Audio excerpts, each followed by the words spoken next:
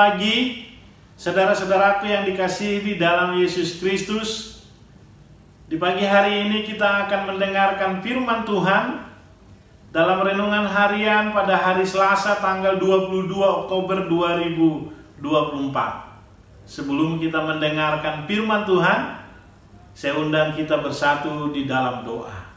Mari kita berdoa.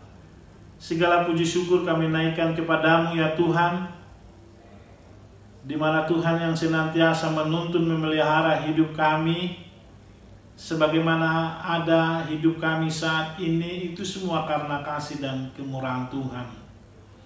Berfirmanlah atas kami, biarlah firman-Mu itu menjadi pelita bagi kaki kami, terang bagi jalan kami. Kami berjalan di dalam kebenaran dan tuntunan Tuhan di dalam kehidupan kami sehari-hari.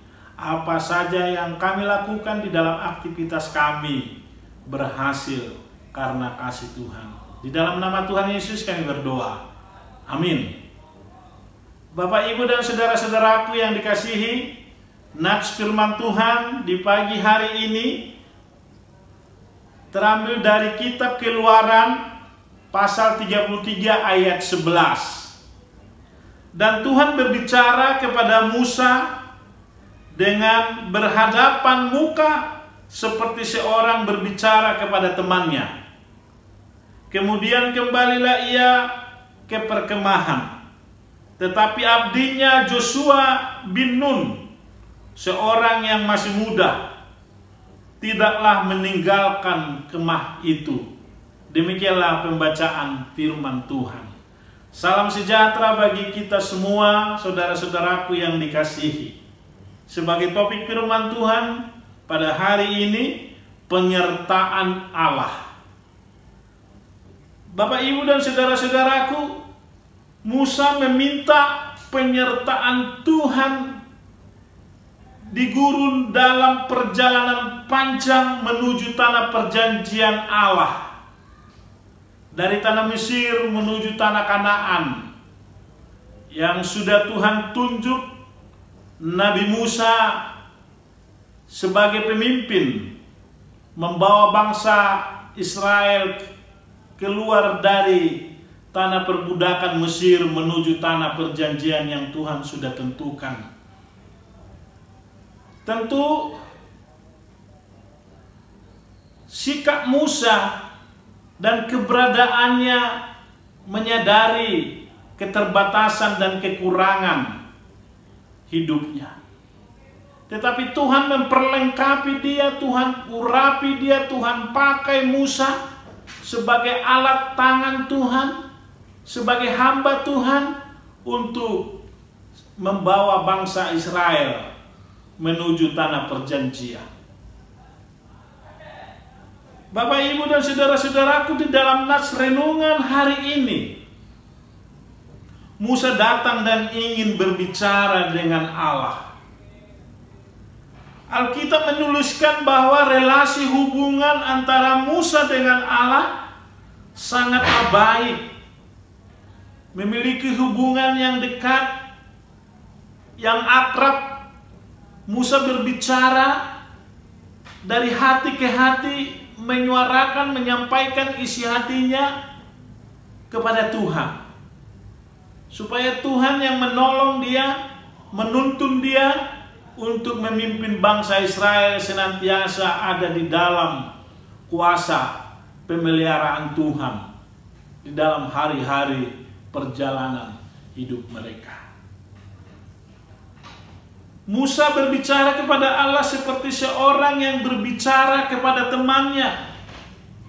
Hubungan yang sangat dekat, sangat intim, akrab. Tidak ada lagi batas tembok yang memisah antara pembicaraan Musa kepada Allah.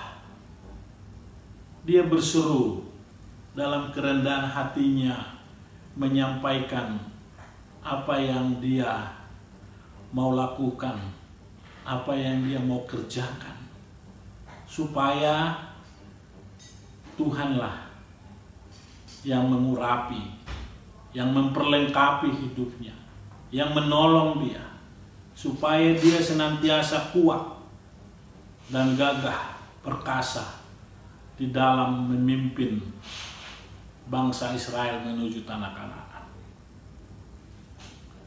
Begitu juga Musa mengajukan beberapa hal penting yang hendak dia kerjakan. Bahkan ada keberatan terhadap rencana Allah di dalam perjalanan mereka.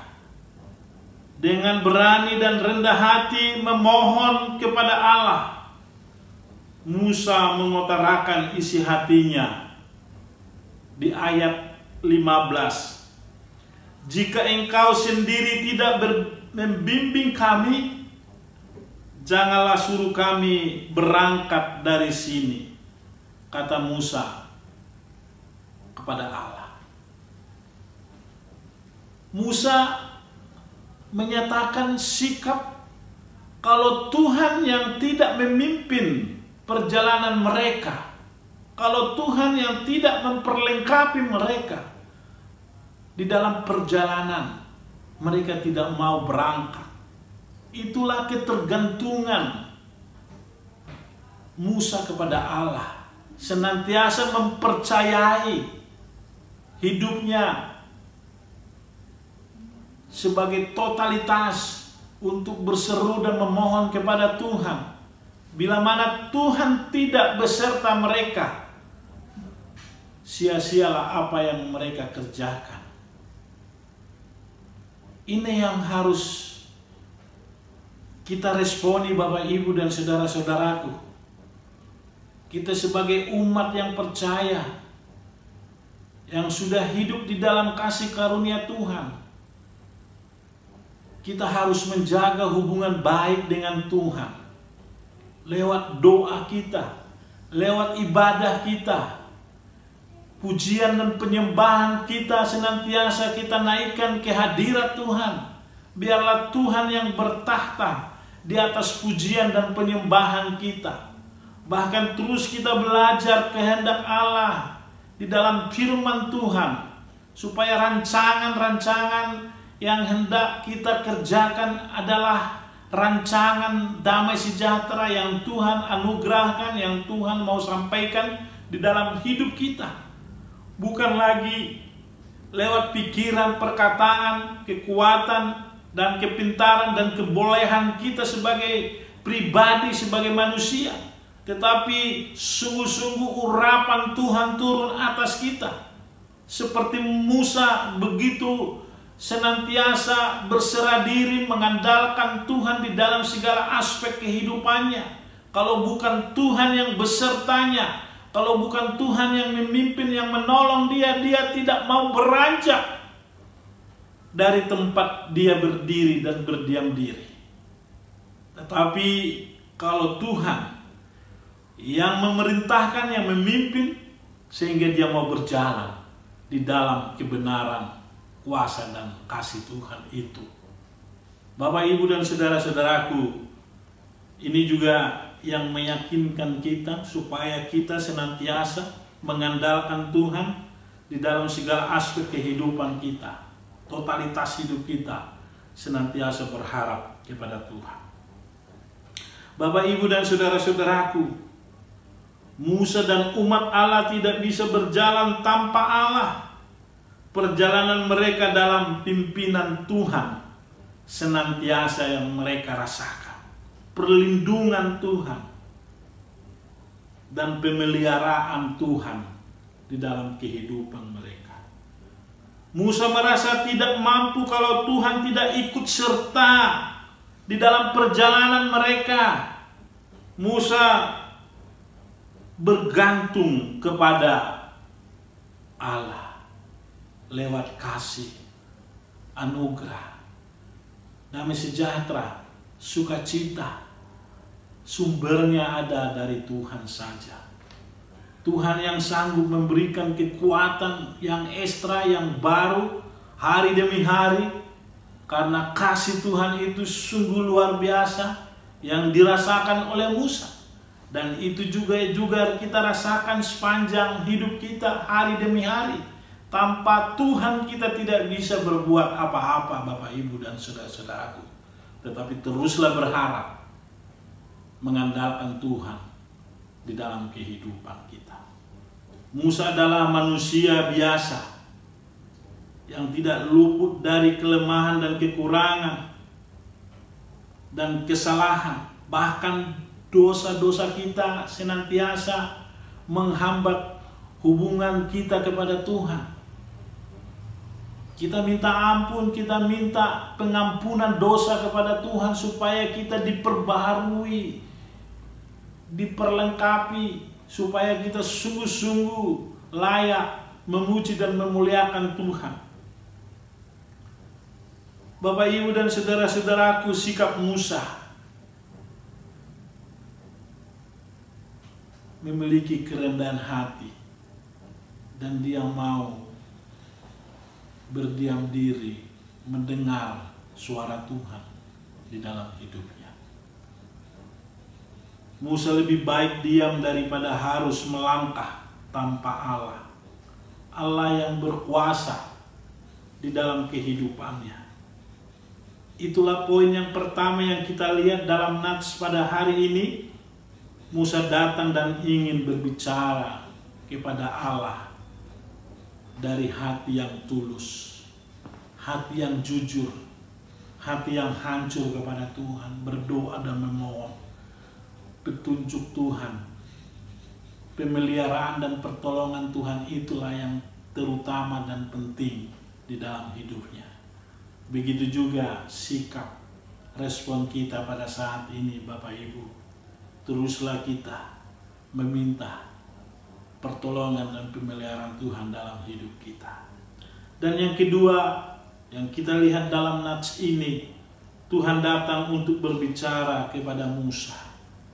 Inisiatif Tuhan memberikan petunjuk supaya Musa kuat dan tegap berdiri di dalam kuasa dan kasih Tuhan. Umat Israel dengan benar-benar menyembah, bersukacita kepada Tuhan, terus mengandalkan Tuhan.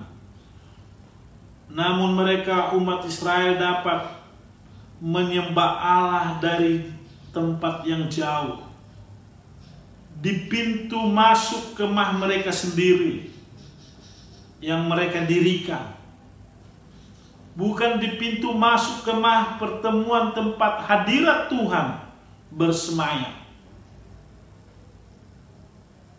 Inilah perbedaan di dalam pertumbuhan iman kita. Tetapi Musa mencari wajah Tuhan lewat hadirat Tuhan, lewat kuasa Tuhan, lewat penyertaan Tuhan, supaya dia tetap tegar dan kuat di dalam pelayanan kasih. Di ayat 11 berbicara tentang hubungan dekat yang Musa miliki dengan Allah. Tuhan berbicara dengan Musa secara langsung, seperti seorang berbicara pada temannya. Tetapi Bapak, Ibu, dan saudara-saudaraku, tetapi tidak berarti bahwa Musa melihat wajah Tuhan secara fisik. Tetapi perasa secara langsung adalah kiasan yang menyampaikan kedekatan, persahabatan lewat komunikasi yang terbuka. Suara permohonan Musa berbicara, dia merasakan Tuhan hadir di dalam hidupnya. Hubungan intim yang dekat antara Musa dengan Allah. Dan yang ketiga yang kita lihat dalam nats ini, Bapak, Ibu, dan saudara-saudaraku yang dikasihi, Joshua menjadi hambanya Musa, sebagai asisten Musa untuk menyatakan rancangan Allah untuk senantiasa ikut ambil bagian di dalam pekerjaan Tuhan. Ketika Musa kembali ke perkemahan, hambanya Joshua putra bin Nun, seorang pemuda, tidak mau meninggalkan kemah.